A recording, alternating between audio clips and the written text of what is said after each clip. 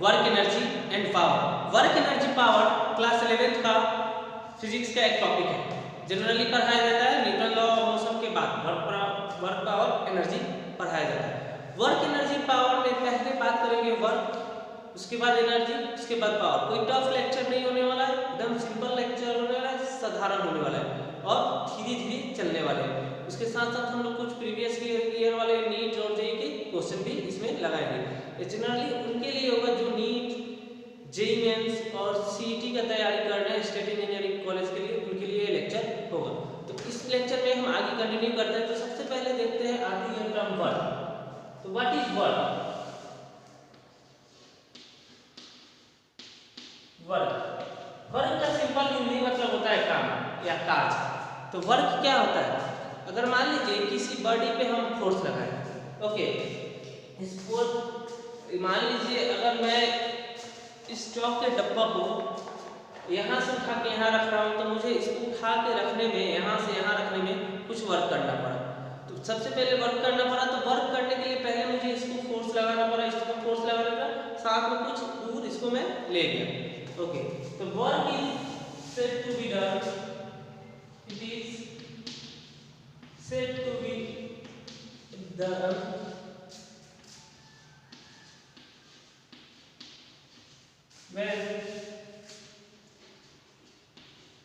when a body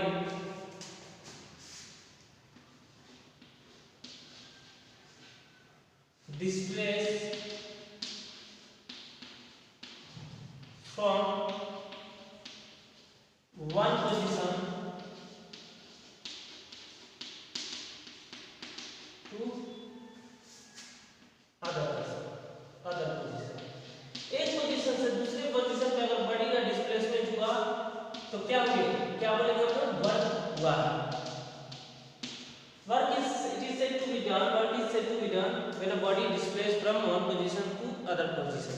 अब देखिए, एक बॉडी को हम एक पोजीशन से दूसरे पोजीशन पे ले जाएंगे तो क्या होगा? वर्क होगा। अब एक बात समझिए, मान लीजिए यहाँ पे एक ब्लॉक है, मास m है, इस पे हम फोर्स लगा रहे हैं, इस पे इस डायरेक्शन में फोर्स लगाते हैं और एक बॉडी कुछ देर बाद यहाँ पे आ जाती है, तो क्या होगा? इसमें कुछ डिस्प्लेसमेंट हुआ। मान लीजिए ये पोजीशन और ये बी है, इसका डिस्प्लेसमेंट कितना है? ए। तब बोलेंगे work is equal to force into displacement, force into displacement. एक तो ये सिंपल सी बच्चों वाली डेफिनेशन है, work is said to be done when a body displace from one position to other position. थोड़ा सा इसको और इलैबोरेट करते हैं। मान लीजिए आपने एक लेबर हायर किया, आपके घर वाले ने एक लेबर हायर किया, आपने बोला कि इस रूम में से आप जो टेबल है उठा के दूसरे रूम में रखना है। आप लेबर हायर किया, लेबर आया और टेबल को पूरे दिन उठाए रहा, फिर शाम में वो आपसे पैसे मांगने आए तो क्या आप दोगे? नहीं। आपने बोलोगे तो आप तो वर्क किया ही नहीं। उसने बोला तो मैं फोर्स तो लगाया, लेकिन डिस्प्लेसमेंट हुआ नहीं, तो वर्क क्या हो गया? जीरो। फिर वो क्या किया? दूसरा लेबर ने क्या किया? उस टेबल को उठाया और दूसरे रूम में जाके रखा है, सारे टेबल को एक एक करके दूसरे रूम में जाके रखा है। तो फिर अब वो सामने अगर पैसा मांगने आए तो आप दोगे? हाँ, जाहिर सी बात है दोगे, क्योंकि उसने वर्क किया, फोर्स भी लगाया, फिर डिस्प्लेसमेंट भी हुआ टेबल का। तीसरे लेबर ने क्या किया कि टेबल को उठा के ले जाके उस रूम में रखा, फिर वापस लाके इस रूम में रख दिया, ले गया दूसरे के रूम में, फिर आके वापस आया, फिर सामने आपसे पैसा मांगने हैं तो आप पैसा दोगे? नहीं, क्योंकि आप बोलोगे कि टेबल तो रूम के ही रूम में है, आपने टेबल तो रखा ही नहीं। उसने बोला मैंने तो फोर्स भी लगाया, फिर टेबल को मूव भी कराया, फिर आप बोलोगे क्या कि आपने डिस्प्लेसमेंट तो नहीं कराया है, आपका डिस्प्लेसमेंट कितना है? जीरो। तो जो अपना वर्क है फोर्स पे डिपेंड करता है, साथ में डिस्प्लेसमेंट पे, और हम जानते हैं डिस्प्लेसमेंट या तो जीरो होगा, पॉजिटिव होगा, निगेटिव होगा। तो वर्क डन भी क्या हो जाएगा? Positive, negative, zero. यहाँ तक नोट डाउन कीजिए, हम आगे देखते हैं।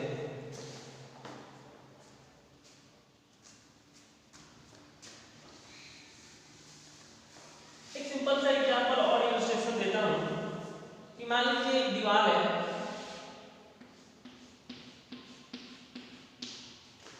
यहाँ पे एक बालक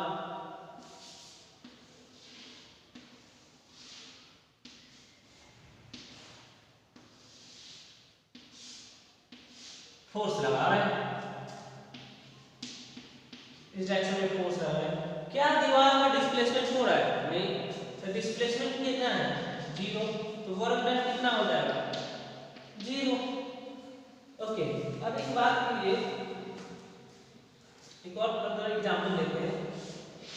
फोर्स है, चलिए इस ब्लॉक का मास m है, इस पे फोर्स इस डायरेक्शन में लग रहा है, इसका डिस्प्लेसमेंट कितना होगा? इस डायरेक्शन में कोई जाहिर सी बात है, लेकिन फोर्स, इसमें फोर्स का वन कंपोनेंट लेते हैं, ए वाला कंपोनेंट है पैरेलल और परपेंडिकुलर। तो फोर्स जो होगा परपेंडिकुलर और वर्क फोर्स तो इस डायरेक्शन में वर्क करेगा, एक परपेंडिकुलर तो नीचे दबाएगा, एक पैरेलल इसे आगे की तरफ ले जाएगा। तो देखिए फोर्स का वो कंपोनेंट जो उसे आगे की तरफ ले जाए। तो अगर इसको और अच्छे से लिखा जाए, चलिए थोड़ा सा और देखते हैं हम लोग। ये आप नोट डाउन कर लीजिए, यहाँ पे वर्क डन 0 होगा, फोर्स तो लग रहा है लेकिन डिस्प्लेसमेंट क्या होगा? 0 होगा। आगे और देखते हैं।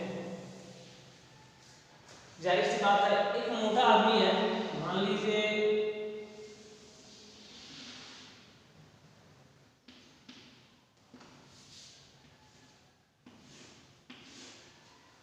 ओके, इस पे किसी बच्चे ने फोर्स लगाया है।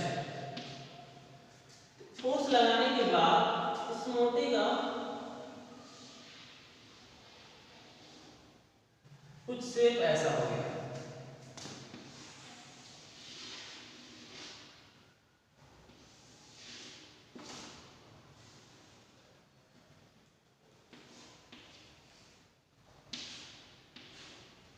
फोर्स तो लगा, डिस्प्लेसमेंट भी हुआ, क्या यहाँ पे वर्क डन हुआ? नहीं, क्योंकि डिस्प्लेसमेंट किसका देखा जाता है? सेंटर ऑफ मास का। देखिए इसमें फोर्स लगा, फोर्स लगाने के बाद इसका क्या हुआ? इसके बॉडी के शेप में चेंजेस हुआ, यानी कि डिस्प्लेसमेंट हुआ, लेकिन वर्क डन हुआ क्या? नहीं। इसके इसमें वर्क डन क्या होगा? 0 होगा। क्यों? क्योंकि यहाँ पे डिस्प्लेसमेंट हो रहा है, लेकिन सेंटर ऑफ मास का डिस्प्लेसमेंट नहीं हो रहा है। अगर बात आए डिस्प्लेसमेंट किसका देखा जाएगा? डिस्प्लेसमेंट शुड बी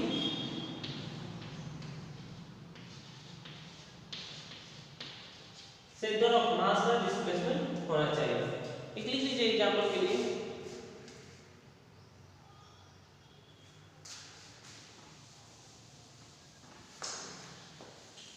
और हम इसको अच्छे से देखते हैं। एक और सिंपल सा देखते हैं इलस्ट्रेशन।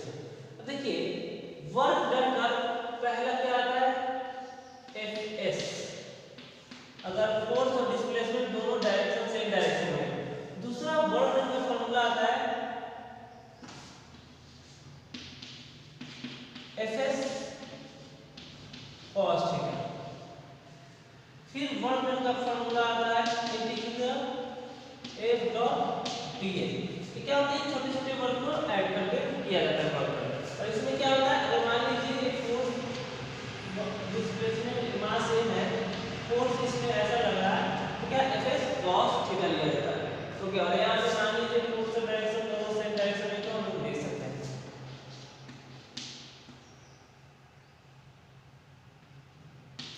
और इस केस में क्या होगा? फोर्स का वैल्यू आपको देखा दिया जाएगा 2x²।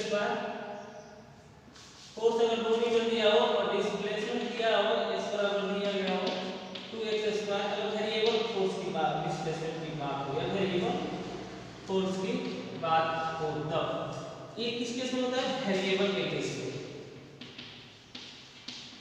यहाँ पे क्या होता है? Force at certain angle.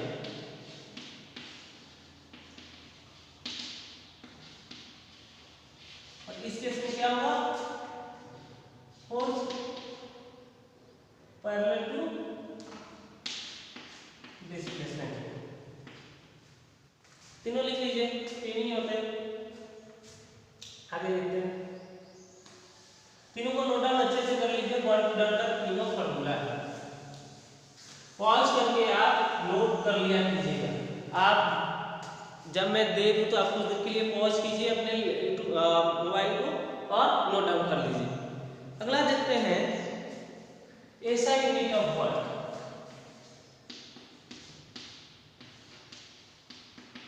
Work क्या होता है? Force into displacement. फोर्स का यूनिट क्या होता है? न्यूटन। डिस्प्लेसमेंट का metre. Newton metre. Newton metre को हम लोग जूल भी बोलते हैं। क्या होता है? जूल होता है। ऐसा यूनिट क्या होता है?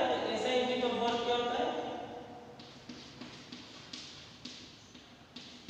जूल होता है। कैपिटल जे से डिनोट किया जाता है, स्मॉल जे से लिखा जाता है, जूल होता है। चलिए आगे देखते हैं, थोड़ा सीरियस यूनिट का बात करते हैं। फोर्स का सीरियस यूनिट क्या होता है? डाइन होता है। डिस्प्लेसमेंट का सेंटीमीटर, जिसे हम लोग अर्ग भी बोलते हैं। क्या बोलते हैं? अर्ग। तो सीरियस यूनिट क्या होता है? अर्ग होता है। और एक बात आपसे क्वेश्चन पूछूं, एक जूल में कितना अर्ग हुआ? कन्वर्जन फैक्टर है, आप कन्वर्जन फैक्टर आप पढ़े होंगे तो आप उससे निकाल सकते हैं। ओके, एक जूल में अगर एक जूल को हम लिख सकते हैं 10 की पावर 5 डाइन। एक जूल को हम लिख सकते हैं 1 न्यूटन मीटर। एक मीटर में 10 की पावर 5 डाइन होता है और एक मीटर में 100 10 की पावर 2 सेंटीमीटर होता है। इसी को हम लोग क्या बोलते हैं? 10 के पावर, एक हो जाएगा 10 के पावर 7 पावर ऐड हो जाता है, और डाइन सेंटीमीटर को हम लोग क्या बोलते हैं? अर्ग। नोट डाउन कीजिए। तो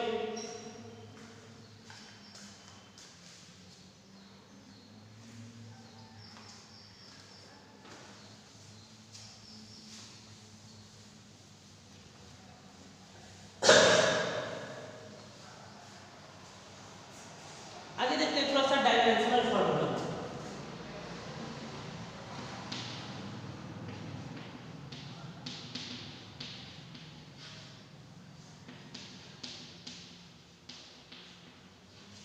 डायमेंशनल फॉर्मूला क्या होगा? डायमेंशनल फॉर्मूला होता है, अच्छा यूनिट क्या होगा? Newton metre. न्यूटन का डायमेंशनल फॉर्मूला होता है NLT माइनस 2। ये तो न्यूटन का होगा। और मीटर क्या है? लेंथ का। तो लेंथ का क्या होता है? L। उसी तरह इसका क्या हो जाएगा? ML स्क्वायर T माइनस 2 और मिठाई के डब्बे में बंद। क्या हो गया? डायमेंशनल फार्मूला हो गया। आगे देखते हैं वर्क में, और आगे हम लोग कॉन्सेप्ट सीखते हैं, 2-3 एग्जांपल देखते हैं, उसके बाद हम आगे बढ़ते हैं। और वन मोस्ट इंपॉर्टेंट चीज, वर्क क्या है? Work is a scalar quantity.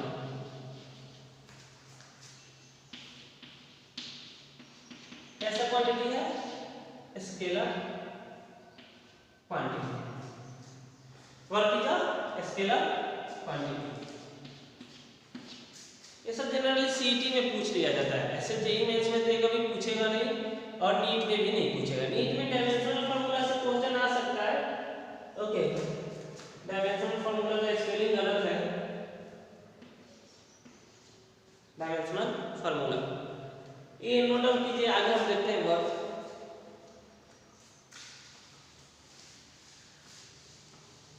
एक एग्जांपल, एक क्वेश्चन करते हैं। एक ब्लॉक है जिसका मास m है, इसको उठा के इस पे एक फोर्स लगा 37 डिग्री एंगल पे, इस पे फोर्स लगा 10 न्यूटन फोर्स लगाया 37 डिग्री से, और इसका डिस्प्लेसमेंट हुआ 5 मीटर। तो वर्क डन बताएं कितना होगा? जल्दी से ट्राई कीजिए, सारे ट्राई कीजिए करेंगे।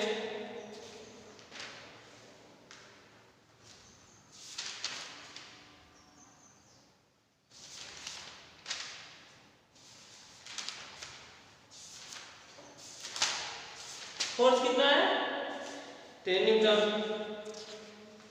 चलिए cos 37 डिग्री का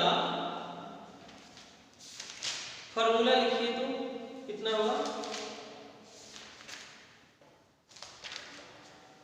ओके फोर्स लगा, इसका फॉर्मूला क्या हो जाएगा, सीधे लगाइए ना 1 gram equal to F S cos 37। Simple formula लगाइए और आपके बन के रेडी हो जाएगा। आगे बढ़ते हैं, सिंपल क्वेश्चन था, कोई टफ नहीं था, कुछ ट्राई कीजिए, जो आंसर आए कमेंट सेक्शन में डाल दीजिए।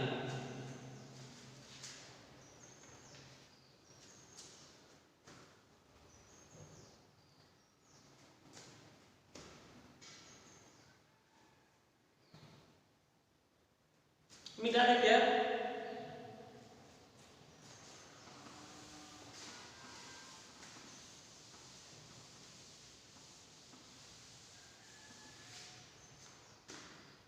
एक क्वेश्चन है, एक और क्वेश्चन देखते हैं, थोड़ा सा बाद में पहले अपना लीजिए। तो थोड़ा सा वेरिएबल फोर्स का वर्क डन में वेरिएबल फोर्स हम लोग देखते हैं।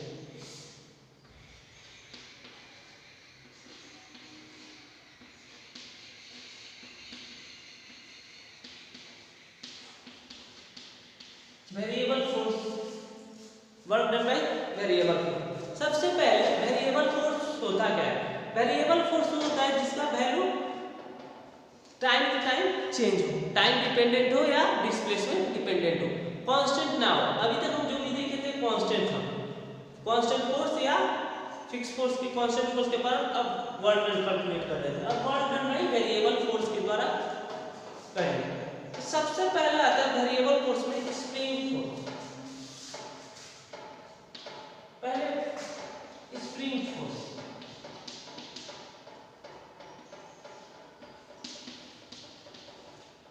स्प्रिंग फोर्स सबसे पहले आपको मालूम होगा स्प्रिंग में फोर्स कितना लगता है और डिस्प्लेसमेंट। मान लीजिए एक स्प्रिंग है,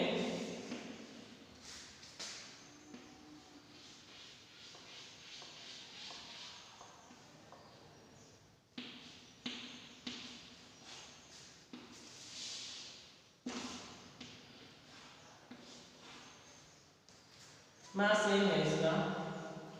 स्प्रिंग के साथ हम दो केस कर सकते हैं, या तो इसे हम कंप्रेस कर दें,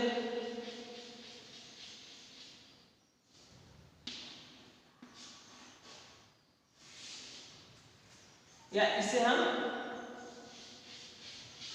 एक्सपेंड कर दें।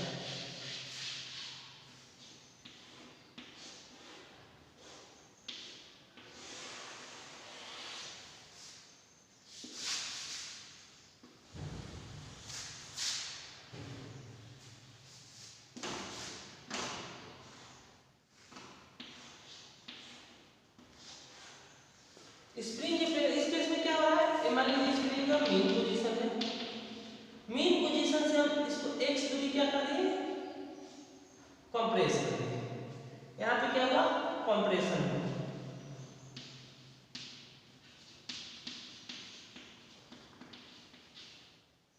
और इसको मेन पोजीशन से हम क्या किए, x दूरी इलोंगेट किए। इस केस में क्या हुआ, इलोंगेशन। पहली बात, जब मेन पोजीशन के तरफ बढ़ना क्या हुआ, कोई स्प्रिंग में फोर्स डेवलप नहीं हुआ। जैसे ही इसको कंप्रेस किए, हम इसको कंप्रेस किए इस डायरेक्शन में, इस पे फोर्स स्प्रिंग फोर्स किस डायरेक्शन में लगेगा, इस डायरेक्शन में एक स्प्रिंग लगेगा। अगर इस पे इधर इलोंगेट किए तो इस पे एक स्प्रिंग लगेगा, किस डायरेक्शन में, इस डायरेक्शन में। आप सब जानते हो, पहले डायग्राम बना लीजिए स्प्रिंग फोर्स के वाले केस में।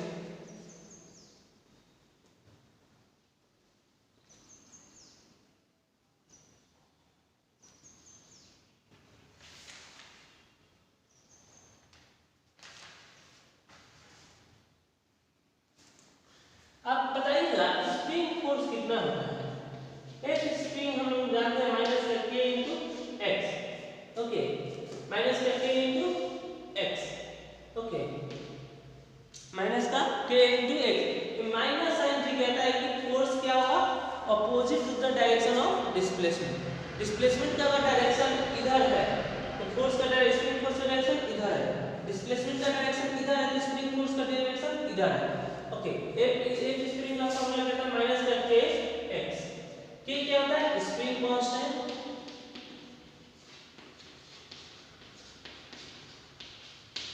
और x क्या होता है? Dislocation and compression.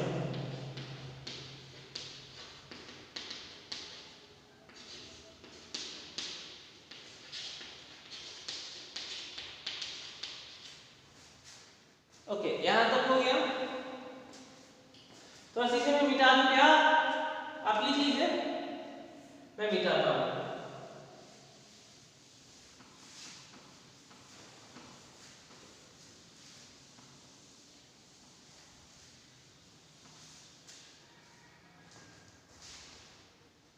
अब मान लीजिए एक एग्जांपल से समझते हैं स्प्रिंग फोर्स का वर्क डन कितना होता है। एक स्प्रिंग है, अभी मेन पोजीशन है,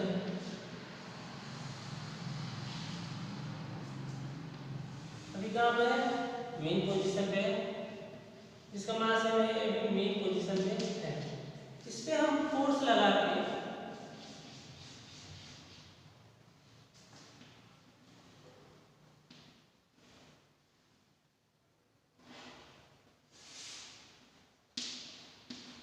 इसको हम dx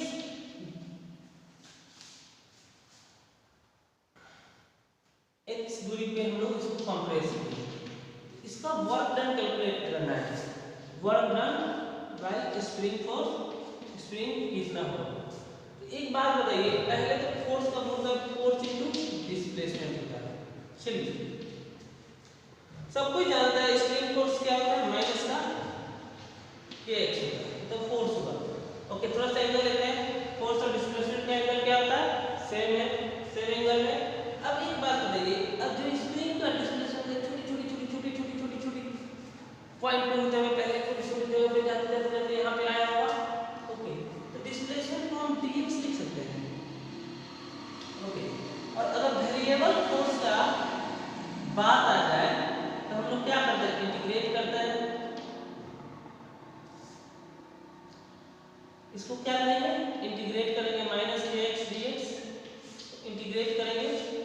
ओके, वर्क डन शुरू में 0 था, लास्ट फाइनली वर्क w आया।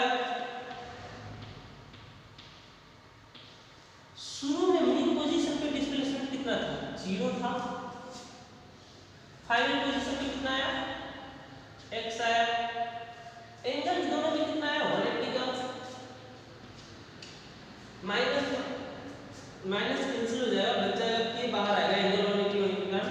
अब x dx का इंटीग्रेशन आप सब बताना कितना होगा। x dx का इंटीग्रेशन होता है x² 2। अपर लिमिट x है, लोअर लिमिट 0 है, तो हम लिमिट रखेंगे तो क्या होगा इसका? एक बार x² होगा बाई 2 और एक बार 0। इस work done by spring force कितना आ जाएगा? kx² by 2। नोट डाउन कीजिए।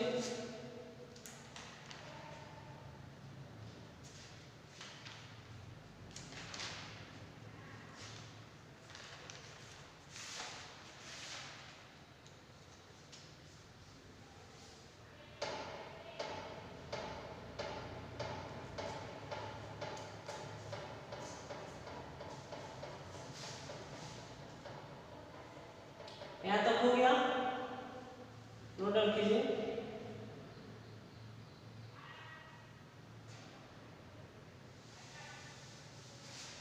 मैं मिटा दूं क्या?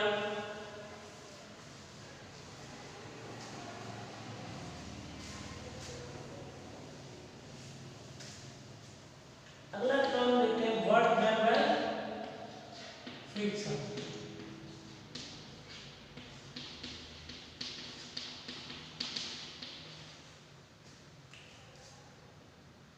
मान लीजिए एक ब्लॉक है, इसमें हम लोग फोर्स लगाए, इस डायरेक्शन में लगाए, इधर लगाए इस डायरेक्शन में। कुछ देर बाद ब्लॉक अपना कहां चला गया? यहाँ ब्लॉक होना सेम है, यहाँ पे पहुंच गया। अच्छा एक बात बताइए, फोर्स इधर लगा, फोर्स लगाने में क्या तो ब्लॉक आगे जाएगा, मान लीजिए एक्स डिस्टेंस यहाँ से यहाँ तक का दूरी कितना हो गया, एक्स दूरी हो गया, एक्स दूरी पे पहुंच गया। अब बताइए डिस्प्लेसमेंट हो रहा है इस डायरेक्शन में, फोर्स भी लगा है इस डायरेक्शन, तो फ्रिक्शनल फोर्स किधर एक्ट करता है, डायरेक्शन के फोर्स के डायरेक्शन के अपोजिट, डिस्प्लेसमेंट के अपोजिट होता है। ओके तो फ्रिक्शनल किधर वाला, फ्रिक्शनल फोर्स किधर लगेगा, मैं कलर चेंज करता हूं, फ्रिक्शनल फोर्स किधर लगेगा, ओके तो वर्क डन बाय फ्रिक्शन होगा force into displacement, frictional force, तो फ्रिक्शनल फोर्स F है, डिस्प्लेसमेंट कितना है, F dot S cos theta, अगर फिर ये फोर्स हो तो F S डिस्प्लेसमेंट और फोर्स के अपोजिट में एंगल कितना है 180, अरे फोर्स इधर लग रहा है और डिस्प्लेसमेंट भी इधर लग रहा है, डिस्प्लेसमेंट भी इधर, एक्सटर्नल फोर्स भी इधर, अब फ्रिक्शन किधर लग रहा है इस डायरेक्शन में, दोनों के बीच में एंगल कितना है 180, तो Fs cos 180 लिख दें, तो cos 180 का वैल्यू क्या होता है -1, Fs 180 का वैल्यू -1, तो माइनस Fs लिख दे। और एक बात फ्रिक्शनल क्या होता है, मान लीजिए ब्लॉक है, तो ब्लॉक है, इस ब्लॉक के नीचे क्या लगता है फ्रिक्शनल फोर्स होता है, F frictional force equal to mu into m, और म्यू क्या होता है कोएफिशिएंट ऑफ फ्रिक्शन होता है, म्यू क्या होता है कोएफिशिएंट ऑफ फ्रिक्शन होता है, n क्या होता है नॉर्मल, और नॉर्मल यहाँ पे क्या हो जाएगा mg, नॉर्मल क्या हो जाएगा mg, तो फ्रिक्शन बराबर क्या हो जाएगा म्यू mg, फ्रिक्शन बराबर म्यू mg, तो फ्रिक्शन बराबर म्यू mg है, तो फ्रिक्शनल फोर्स बराबर कितना होता है म्यू mg, तो हम लिख सकते हैं यहाँ पे माइनस का म्यू mg और डिस्प्लेसमेंट कितना हुआ x, तो वर्क डन बाय क्या चीज हुआ फ्रिक्शन। नोट डाउन कीजिए, एक अच्छे सा क्वेश्चन देखेंगे फिर हम आगे कंटिन्यू करेंगे।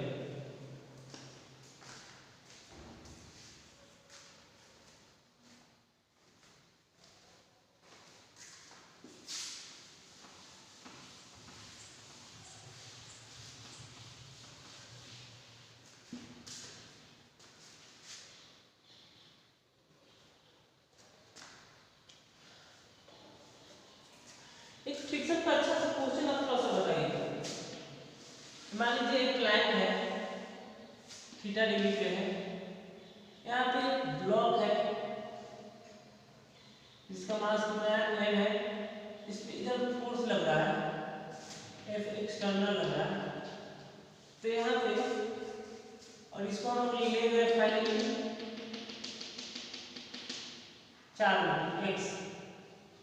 x डिस्टेंस ले गए, ओके तो बताइए वर्क डन बाय फ्रिक्शन कितना होगा, वर्क डन बाय फ्रिक्शन कितना होगा, इसमें फाइनल कॉन्सेप्ट है, आपको कंपोनेंट लेना नहीं आता होगा तो ये नहीं बनेगा, अगर आपको कंपोनेंट लेने नहीं आता तो पहले आप कंपोनेंट तोड़ना, फोर्स का फ्रिक्शन का कंपोनेंट तोड़ना सीखिए, हॉरिजॉन्टल फोर्स और वर्टिकल फोर्स बैलेंस करना सीखिए, तब आप इसको बना सकते हैं।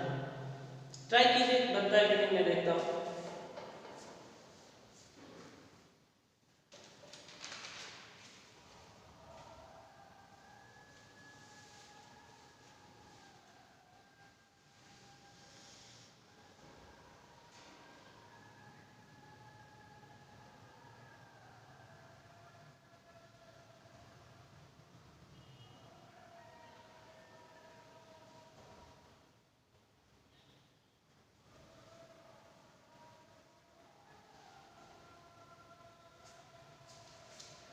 देखिए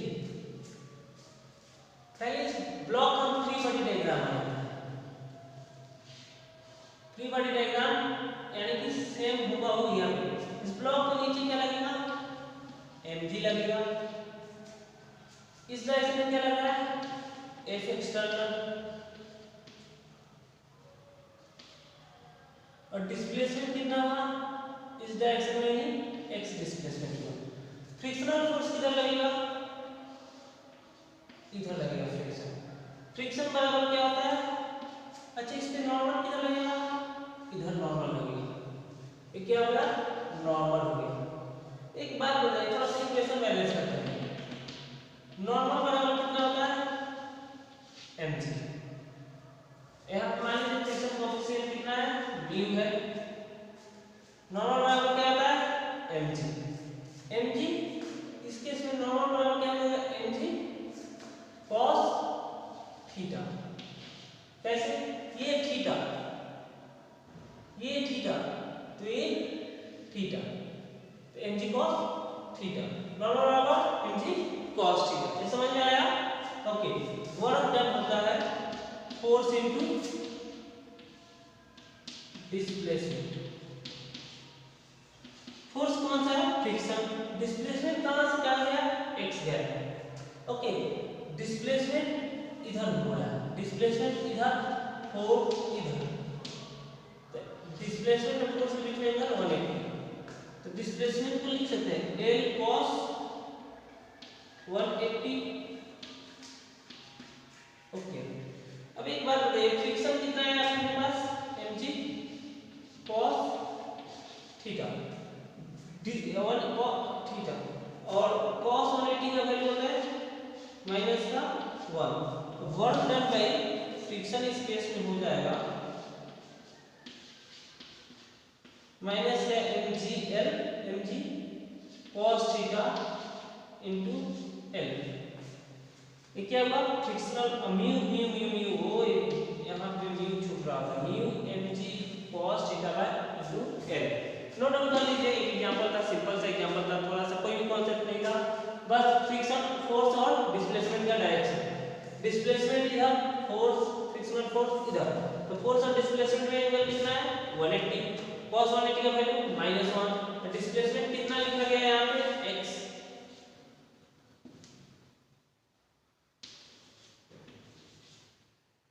जहां जहां है वहां पे आप क्या बना दीजिए, x बना दीजिए, ओके। फ्रिक्शन क्या होता है, फोर्स इनटू नॉर्मल।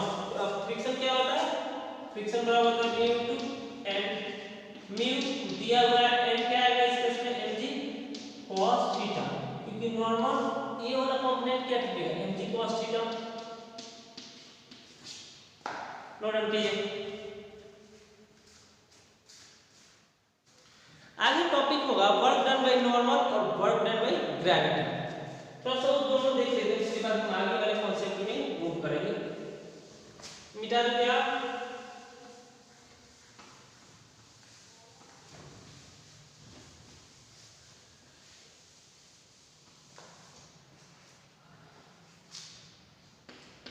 पहले देख लेते हैं work done by gravity. Work done by gravity, ये क्या चल रहा है मेरे साथ, वर्क डन बाय ग्रेविटी। थोड़ा सा स्पेलिंग मिस्टेक हो जा रहा है, उससे कोई इशू नहीं है, आप मैनेज कर लीजिएगा, क्योंकि जो मैं देखिए साइंस के जितने भी स्टूडेंट होते हैं वो इंग्लिश ग्रामर और स्पेलिंग पे नहीं जाते हैं, वो क्या जाते हैं एक्सप्लेनेशन में, कॉन्सेप्ट पे और फॉर्मूलेज में। कॉन्सेप्ट, डेरिवेशन, एक्सप्लेनेशन, एग्जांपल्स, ये सब समझने में, ना कि वो उसके चक्कर में पड़ेंगे स्पेलिंग और ग्रामर के। तो अगर आप स्पेलिंग और ग्रामर के बारे में किसी फिजिक्स टीचर या साइंस टीचर से आप एक्सेप्ट बायो के टीचर को छोड़ के उम्मीद कर रहे हैं तो आपकी उम्मीद गलत है, डायरेक्शन। चलिए वर्क डन बाय ग्रेविटी। अब एक मान लीजिए ब्लॉक है,